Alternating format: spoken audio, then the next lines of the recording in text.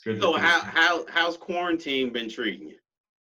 It's been interesting. It's been a chance to kind of reflect on some things, maybe some things that I haven't been, that I haven't thought of, haven't had time to. So you're sitting at home as a mandate now. So, and that way I'm taking the chance to kind of look at some other skills and things that I can level up at, that I might have overlooked in the past. So I guess to me, it's not a big deal, except, nobody likes to be told they have to be doing anything. That's Right. the part I think that makes us all a little nervous, but in the end, it's an opportunity to take some time to be with family and reflect on some things that are important.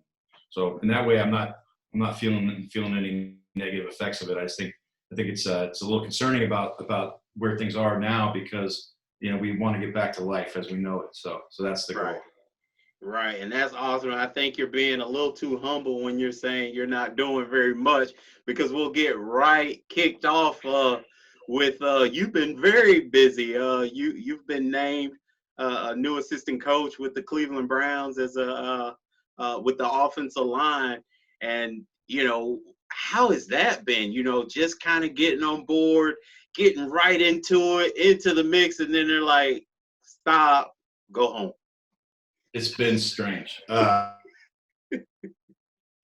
awesome at the same time. I got to say, I'm just blessed to have the opportunity, man. I've known Bill Callahan, who's the head offensive line coach, for a number of years, because I worked with him through Tip of the Spear, and then this opportunity for him came up, and he asked me if I'd be interested. I said absolutely. I was ready to kind of take a next step, and really Right. to be able to kind of put my money where my mouth is and say, like, Right. I want to coach, dig in, because I've had such a unique background. I know that I'm not the norm to get into a job like that.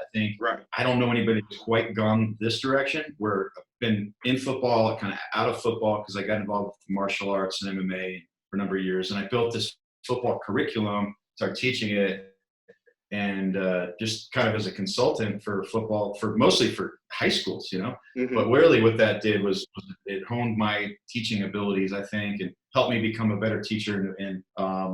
And then somehow, some way, this happened. So I said, wow, yes, absolutely. And what I love about the opportunity is the vision of the Browns. And we have a young staff, our uh, young general manager, young head coach. These are really sharp guys. And they said to me, we are looking for teachers. I said, teachers. Wow. I said, I like that, because there's something that always struck with me as coach is really a teacher, if a Yep. coach is doing his job. Because Right. I think a lot of times we right. So I think sometimes you go, well, a coach is a guy with a whistle, a clipboard, and a hat and some bike shorts, and he's just screaming at you, throwing his clipboard and telling you, whatever. And that's what we've seen, right, in the past. Right. Not all the Absolutely. guys, but Absolutely.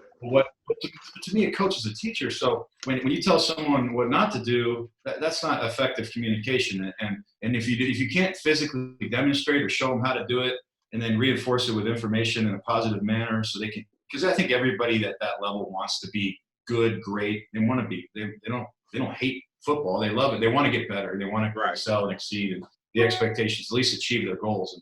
And I had goals and frustrations at the same time as a player, because of lack of information. I've had some great coaches, and I've had some good coaches, and I've had some not so good coaches and some good, whatever. But you go, the frustrating part as a player, as is when you're out there in the fire, and you don't see everything always objectively, because you're in it. So it's helpful to have someone there that can say, hey, Kevin, you need to do this, or this is how you're going to improve your game, or Scott, your hips you're not utilizing your hips effectively here. Instead of saying, come on, you got to want it more, So we get Right. really into the details.